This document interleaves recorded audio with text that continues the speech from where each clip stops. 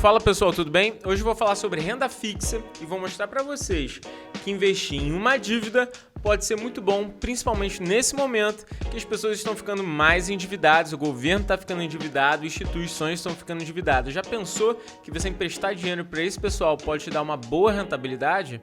E, melhor ainda, com uma segurança um pouco melhor que as ações? Então, fica a dica e vamos ao vídeo.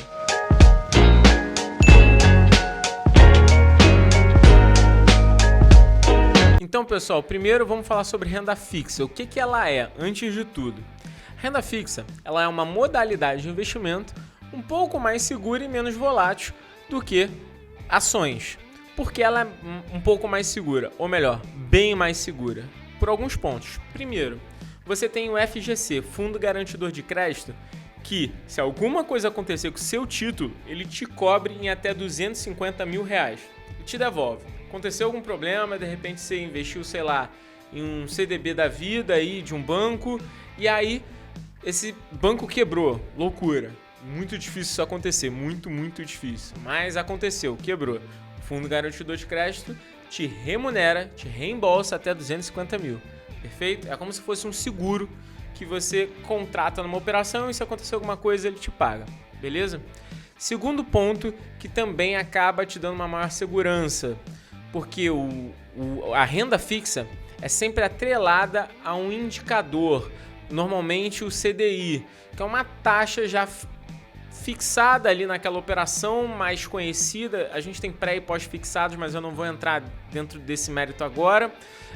Mas de uma maneira geral, é uma taxa que você já conhece, é uma taxa que não oferece tanta volatilidade como ações, como a Bovespa, como a B3. Então, assim, é muito mais seguro nesse sentido pela volatilidade. Você não vai sofrer nem um crescimento estupidamente alto e nem um decrescimento absurdo. Então, você tem mais ou menos ali uma segurança nesse sentido.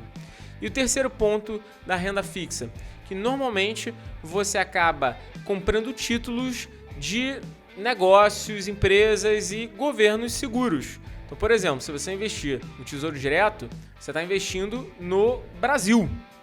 Para acontecer alguma coisa com seu dinheiro, o Brasil tem que quebrar. E venhamos e convenhamos, por mais que você acredite ou não acredite no Brasil, é muito mais fácil um banco quebrar, empresas quebrarem, do que o país quebrar. Antes do Brasil quebrar, tem muita gente para quebrar antes. Então, assim, por isso que a gente costuma dizer que investir em renda fixa é mais seguro e o Tesouro Direto, então, é um dos mais seguros dentro desse pool, beleza? Então, são esses 3 pontos que acabam te dando uma melhor segurança. Agora, falando mais de renda fixa. Muita gente não sabe, mas a grande diferença de renda fixa para renda variável não é só o índice que é fixado naquele momento, não é só porque você está atrelado ao CDI e aí é meio que algo que você consegue entender o quanto você vai ganhar há tanto tempo. Sim, tem isso, tem a ver, o nome renda fixa é ligado a isso, mas a grande verdade é que a gente divide também renda fixa e renda variável por ativos de dívida e ativos de equity. Como assim?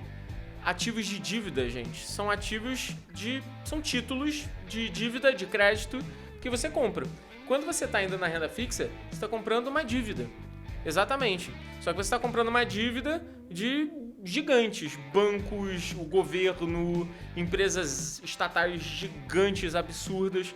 Então, quando você vai na renda fixa, além de comprar algo já fixado com um indicador ali, você está comprando uma dívida. Em renda variável, você está comprando equity, você está comprando ação, você está comprando uma empresa. E automaticamente você ganha se essa empresa decolar, mas também perde se essa empresa afundar. Então essa é a grande diferença de renda fixa e renda variável e muita gente não sabe. Quando você está indo para uma renda fixa, você está comprando uma dívida, beleza? E aí quais títulos você pode comprar dentro de renda fixa? Primeiro deles, Tesouro Direto. Tesouro Direto é o mais básico. É uma dívida que você compra do governo e ele te remunera em X tempos conforme você escolher lá no Tesouro Direto. Ele é um dos mais seguros de todos que eu vou falar, porque, como eu disse, para acontecer alguma coisa com esse título, o Brasil tem que quebrar. E o governo não vai te dar um calote, porque senão ele teria que dar um calote no Brasil inteiro, e aí ele também quebraria, e aí faria uma espiral inflacionária e tudo implodiria. Bum! Joga aí um boom aí, né? Então é muito difícil que isso aconteça, e você ainda tem o Fundo Garantidor de Crédito nesse meio de campo. Ou melhor, você não tem Fundo Garantidor de Crédito no Tesouro Direto, eu esqueci de falar isso. É o único ativo que você não tem respaldo, mas, em contrapartida, o Brasil não vai quebrar. Todos os outros, o Fundo Garantidor de Crédito te cobre. Isso é um ponto importante. O Fundo Garantidor de Crédito está em todos, menos o Tesouro Direto. E aí, pessoal, só para contextualizar, o Tesouro Direto, você pode investir em pré e pós-fixado e o híbrido. Perfeito? Eu não vou entrar nesse mérito agora. Talvez eu faça um vídeo. Se você achar coerente, comenta, dá um like, fala aí pra mim se faz sentido pra você. Mas eu acho que eu não vou entrar nesse mérito agora pra não confundir muito a cabeça de vocês. Vamos ficar só na renda fixa como um todo. Mas já adiantando, o Tesouro Direto você pode comprar ele pré e pós-fixado e híbrido. Eu vou fazer um vídeo só sobre isso, tá bom? Que aí fica mais fácil. E um outro ativo que a gente tem é o CDB, que é o Crédito de Depósito Bancário, perfeito? Esse CDB, esse ativo, é uma dívida emitida pelos bancos para você. Eles fazem isso por N fatores, para ter mais lastro, para poder gerir melhor o seu dinheiro e alavancar mais as operações deles. Enfim, tem N motivos para existir o CDB, não vem ao caso. O ponto é que a gente tem um título que é emitido pelo banco, e isso é muito bom porque normalmente bancos são empresas gigantes e, enfim, a gente não vê um banco quebrar todo dia. A gente viu lá nos Estados Unidos, né, na crise das subprimes, eu sei disso, mas assim, foi uma coisa absurda que aconteceu no mundo, né? Não é que não tem risco, por isso que eu falo que renda fixa não é 100% livre de risco, mas com certeza é infinitamente menor do que qualquer outra coisa que você vai ver nesse canal, estudando sobre investimentos, beleza? O CDB é emitido para você e normalmente ele é atrelado ao CDI, que é o Certificado de Depósito Interbancário. Boa, quase me falhou.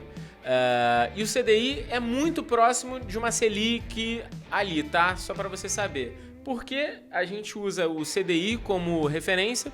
Porque é justamente uma taxa que o banco cobra entre eles, uma taxa que ele usa para operações entre bancos, para não perder grana, só para ficar claro. Então, se automaticamente a gente sabe que eles criaram uma taxa para arrolar em um título entre os bancos para eles não perderem dinheiro, você já sabe que no mínimo você tem que ter algum investimento que também não te faça perder dinheiro. Logo, se os bancos usam o CDI para não perder dinheiro, a gente também usa o CDI para não perder dinheiro. Acabou virando um indicador dentro do mercado para saber que se bater o CDI, pelo menos a gente está bem, porque a gente sabe que está batendo a Selic, automaticamente está batendo a Selic, está conseguindo ali chegar perto da inflação, o nosso dinheiro não está perdendo valor, por isso que virou um indicador nesse sentido.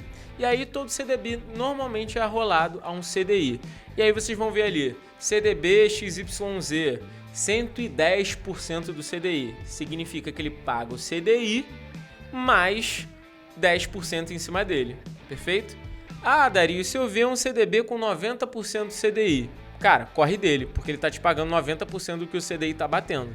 E normalmente você tem que superar o CDI. Você não tem que ficar igual a ele, você tem que superar. Essa é a meta mínima, assim, pra gente. Porque se você não supera ele, provavelmente o seu dinheiro tá rendendo menos que a Selic, menos que uma inflação da vida. E aí você vai ter problema que seu dinheiro vai perder valor durante o tempo. Perfeito? Então, já adiantando para vocês, nossa meta sempre tem que ser bater o CDI. Se a gente não bater o CDI, significa que por mais que você esteja ganhando algum dinheiro, o seu dinheiro está se desvalorizando durante o tempo. Beleza? Agora a gente vai falar sobre LCI e LCA, letras de crédito imobiliário e letras de crédito do agronegócio. Também são dívidas que você emite para imóveis e o agronegócio, porque elas também estão dentro da renda fixa e são, de certa maneira, um pouco mais seguras do que a renda variável.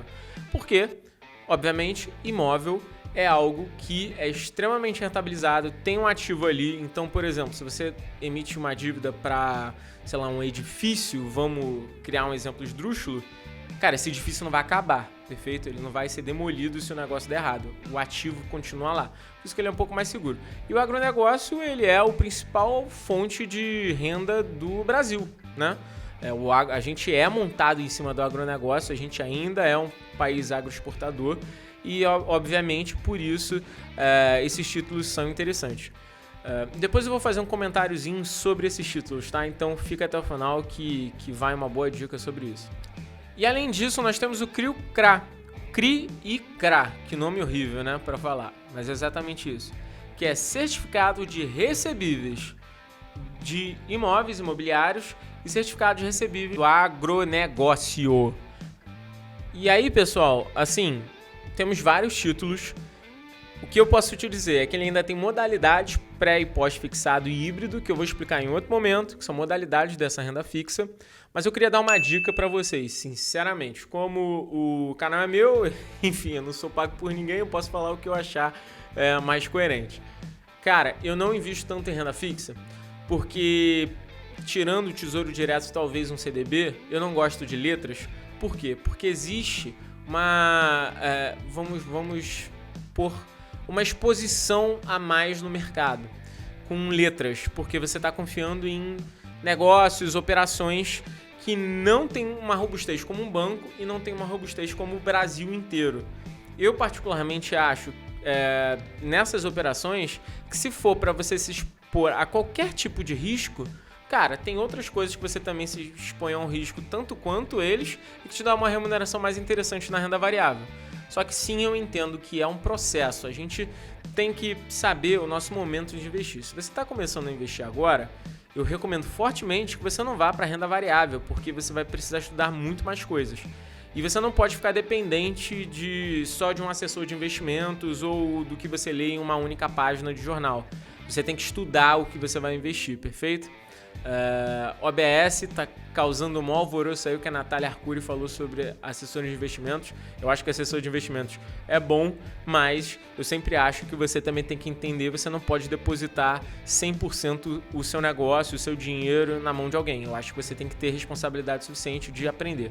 E é por isso que eu faço esses vídeos. Mas, recapitulando, voltando. Eu, particularmente, não gosto de LCIs, LCA, CRA, CRI, eu não acho interessante, porque são títulos que têm uma volatilidade ainda que muito pequena, uma segurança bem maior do que uma variável, sim, tem, mas assim, já está mais exposto ao risco do que você investir em bancos e no Brasil. Então, se for para ter algum tipo de risco, cara, eu prefiro investir numa renda variável. Se for para ter risco, é para você investir X e tentar ganhar 10X. Não vale a pena você ter algum tipo de risco e investir X e ganhar 0,5x a mais, 0,1x a mais. Eu acho que não tem sentido. Então é um risco que eu não gosto de correr, apesar de ser mais baixo. Eu particularmente não invisto, não gosto. Expliquei para vocês entenderem. Se vocês acharem que faz sentido pro perfil de vocês, cara, manda ver.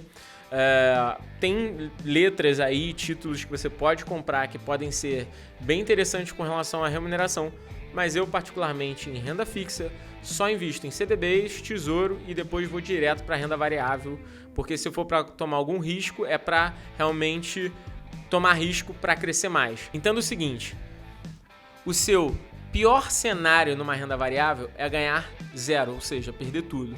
E o seu melhor cenário é ganhar infinito. Você pode ganhar 100 vezes mais, 50 vezes mais, 5.000%.